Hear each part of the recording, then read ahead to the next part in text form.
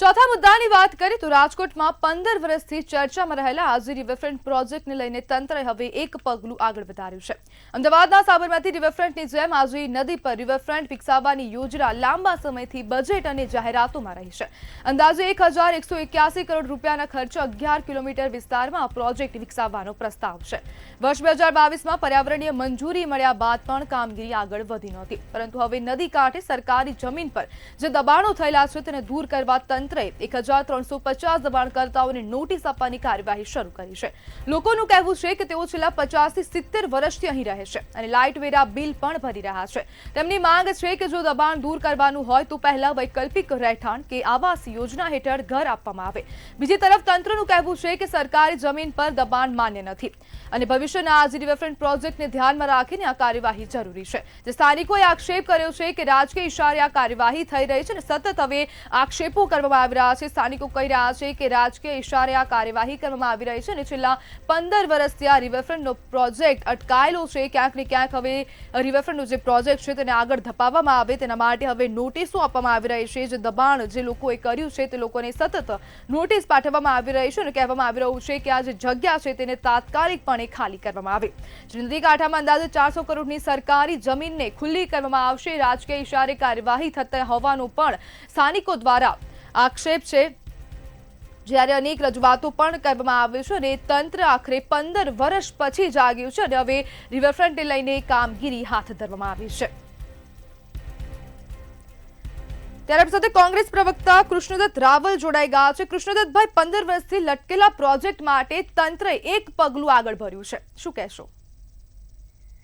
જી madam, Rajkot માટે અતિ મહત્વનો અને ધાર્મિક સ્થળ રામનાથ મહાદેવ જે મંદિર છે એ લગભગ પૌરાણિક અને 400 વર્ષથી વધારે જૂનું છે એવું કહેવામાં આવે છે।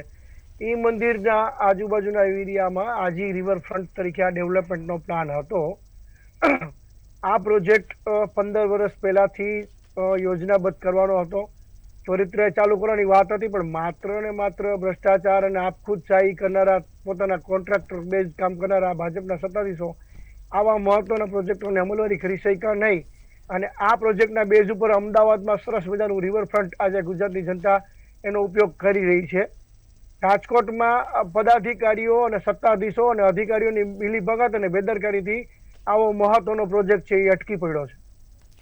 કૃષ્ણદત્તભાઈ, જે આરએમસી છે તે કહી રહ્યું છે કે જે સરકારી જગ્યા છે ત્યાં કોઈ પણ પ્રકારના દબાણો નહીં ચાલે અને તેને માન્ય પણ નહીં ગણવામાં આવે, પરંતુ હવે સ્થાનિકો પણ કહી રહ્યા છે કે તે લોકો લાઇટ બિલ ભરી રહ્યા છે, વેરો આપી રહ્યા છે, તો પછી જે આ ગેરકાયદેસર દબાણો હતા તો પછી તે લાઇટ બિલ કેવી રીતે પહોંચી રહ્યું છે?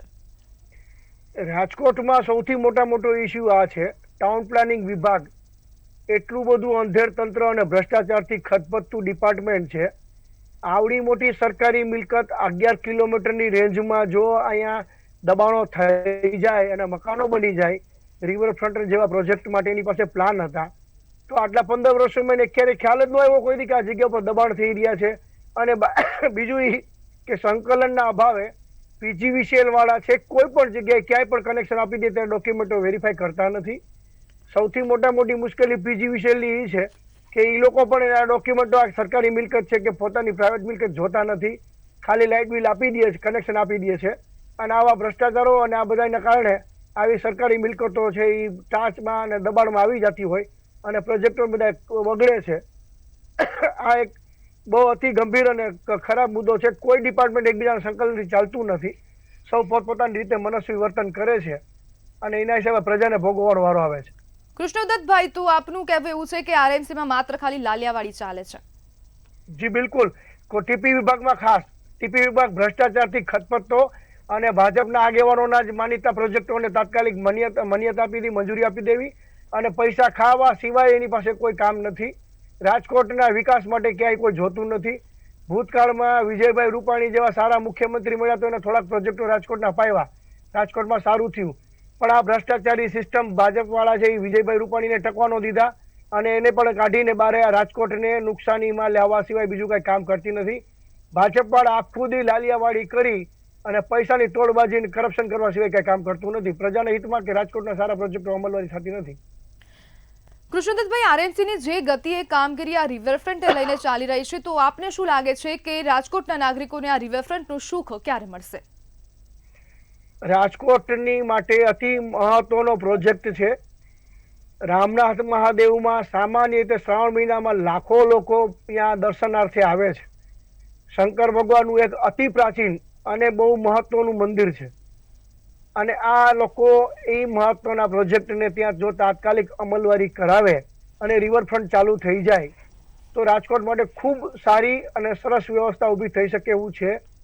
પરંતુ અફસોસ છે કે આ ભાજપનું શાસન છે અને અહીંયા ભ્રષ્ટાચાર કદાચ એને નહીં મળતો હોય એટલે આ પ્રોજેક્ટમાં એ તાત્કાલિક કામગીરી નથી કરતું એવું રાજકોટની પ્રજાને, જનતાને સમજાય છે અને જણાય છે. કૃષ્ણદત્તભાઈ, કેટલા વર્ષો લાગશે આ રિવરફ્રન્ટને બનવામાં?